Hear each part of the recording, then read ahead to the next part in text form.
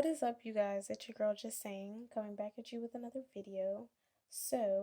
Today's video is consisting of something that I did this weekend, and I went on a tour to the Highlands, Loch Lomond, and then a castle, Stirling Castle.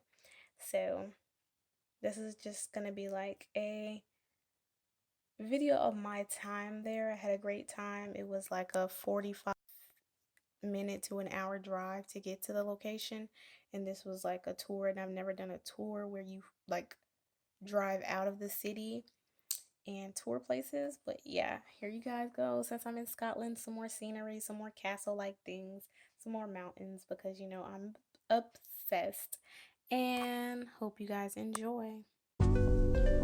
Okay, so first stop on our list was the Kelpies, and the tour guide gave us a little bit of background information about this. She basically said that like in history and in the mythological parts of things, if you were to see a white horse and like the spiritual creatures would come from like the water and turn into these majestic white horses.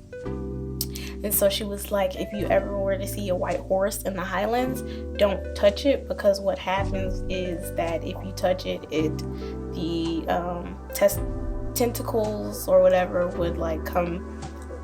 He would basically, the Kelpie would basically transform back into itself and drag you into the abyss of the water, and basically, to your grave. I thought it was kind of cool but creepy and scary at the same time. So these statues are the depiction of these majestical white horses in industrial type ways. So our second step was the Loch Lomond, which is the water. When I thought about this, I thought about like the Loch Ness monster, which is probably what they were going for. But this mountain view area, basically what happens is like, this is the area where the highlands actually meet the lowlands. So all in front of here, the view that you see is actually the mountain range view, and then all behind me was nothing but like greenery and forestry, so where the highland meets the lowland. And also she did say something about the glaciers in the valleys of the mountains that actually melt off into the water here, and then what gets caught inside of them are actually pieces of quartz, and they break off and then they melt into the water, and then eventually erode or wash up on the shore. And I actually did get some quartz to go so I was able to get a couple of those. And so my last stop was the Stirling Castle, which was my favorite because I love castles and fairy tales. So this castle is actually made of two parts. You have the darker Gothic style portion of the castle, and then you have a lighter, actually it was inspired by French. The queen wanted like a French architecture piece of the castle, and she gets what she wants. So that's what that part of the building is. This is actually one of the smaller castles in the Scotland area of the ones that I have seen. And then we did the tour.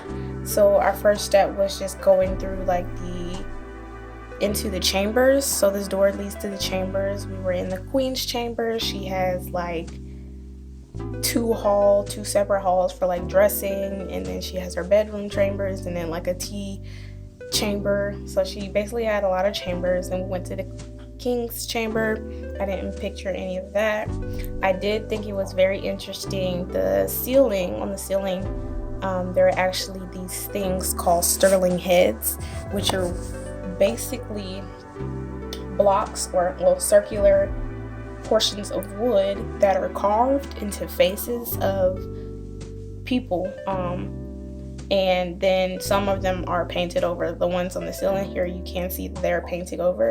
And I just thought, like, after touching it, the architecture of everything and the technique that was used and the amount of detail that went into these carvings were just super cool to me, and I thought it was very, very, very special that they actually put them on the ceiling. Next, we just have some more cave-like entrances. There was a lot to see, a lot to take pictures of, but I didn't want to like bombard you all with it.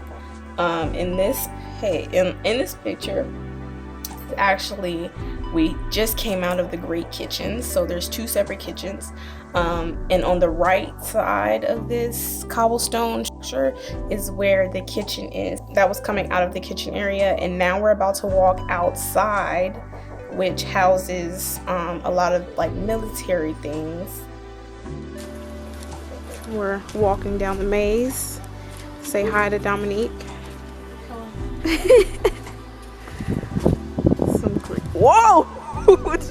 There's a step there. So the building, or the structure, I called it the maze, is really just a rectangle. But that structure houses the ammunition for the military grade, like for the weaponry. So I didn't see any weapons there, so I assumed that's where the weapons would go as well. And then also in the back portion of the rectangular shape were the actual prison. So this one I actually thought was pretty interesting. I just wanted to focus on the architecture on the ceiling, but this is called the Great Hall, but I'm pretty sure this is like the throne room, the room where all the deliberations are. So like people gather and the queen or king will sit on the throne. That's type of scenery. Here's a stairwell. This is very modern. It's not, I'm pretty sure this was rebuilt. I'm more than sure this was rebuilt or an addition to, just to get to the second level. But I just like stairwells, so I added that in there. Now we're going on to the view outside. It was super cold outside that day, and it was raining, and it was windy, so I couldn't really enjoy the view. And here we are at the guards tower. Oh snap. And this is from the guard person place. Guards tower. So this is where the big man sit up here and wait for invaders to come, so he can tell his man on the cannonballs out there that they need to shoot. We got the flag. It ain't my flag, but shoot, look at it. I could sit up here all day.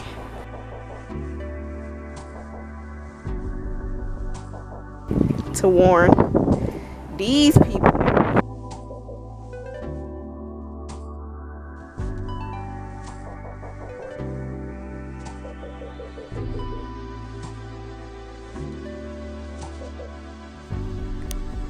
So you guys, yes, that is it. Thank you all for watching my A Day in a Castle video.